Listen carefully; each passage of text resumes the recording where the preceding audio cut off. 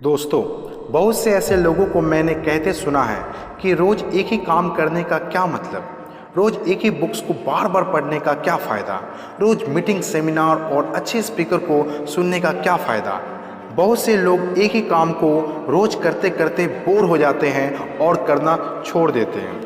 लेकिन आप ऐसे बहुत से खिलाड़ी, अभिनेता, सिंगर, डांसर या बिजनेसमैन को जानते होंगे जिन्होंने एक ही काम को बार बार करके अपने फील्ड में कामयाबी हासिल की। सुनाता हूँ आपको एक छोटी सी कहानी। एक बार की बात है, एक बूढ़ा किसान पहाड़ी पर अपने फार्म में अपने जवान पोते के साथ रहता था। हर सुबह दादा बैठकर गुरबानी पढ़ा करते थे।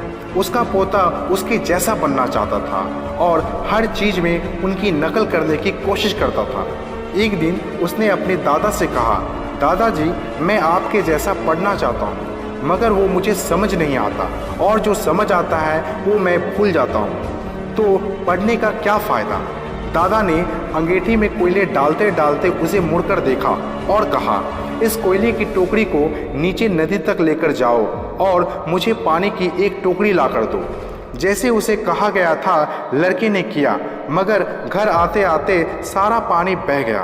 दादा हंसे और कहा, तुम्हें अगली बार और जल्दी आना पड़ेगा, और उसे दोबारा कोशिश करने के लिए नदी पर टोकरी के साथ भेज दिया।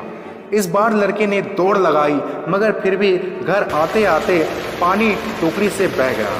सांसें उसकी फूल रही थी और उसने दादा को कहा कि टोकरी में पानी लाना नामुमकिन है, और वो बाल्टी लेने चला गया। दादा ने कहा, मुझे एक बाल्टी पानी नहीं चाहिए, मुझे एक टोकरी पानी चाहिए। तुम पूरी कोशिश नहीं कर रहे हो। और वे दरवाजे से बाहर लड़के को एक बार फिर कोशिश करते देखने खड़े हो गए। अब तक लड़के को समझ आ चुका था कि ये करना नामुमकिन है, मगर फिर भी वह अपने दादा को दिखाना चाहता था कि वह चाहे कितनी भी तेज भाग कर आए, घर तक आने से पहले पानी बह जाएगा। लड़के ने नदी में टोकरी डाली और तेज दौड़कर पहुंचा, मगर जब तक वह दादाजी के पास पहुंचा, पानी बह चुका था। हाँफते हुए उसने कहा, देखा दादाजी, इसका कोई फायदा नहीं। दादा ने कहा, तो तुम्हें क्या लगता है यह बेकार है? टोकरी की तरफ देखो। लड़के ने टोकरी देखी तो वह कोई दूसरी थी। वह कोयले की गंदी काली टोकरी में बदलकर अंदर से बाहर से साफ हो गई थी।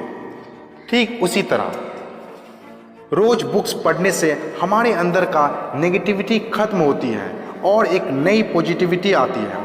रेगुलर मीटिंग, सेमिनार अटेंड करने से आपका नॉलेज बढ़ता है, बट ये आपको पता नहीं चलता कि क्या बदलाव आ रहा है। जिस तरह नदी में कोयले वाली काली टोकरी को बार बार नदी में डालने से साफ हो गया, उसी तरह हम भी धीरे धीरे असफलता से सफलता की ओर बढ़ने लगते हैं, बट हमें पता नहीं लगता कि क्या हो रहा है।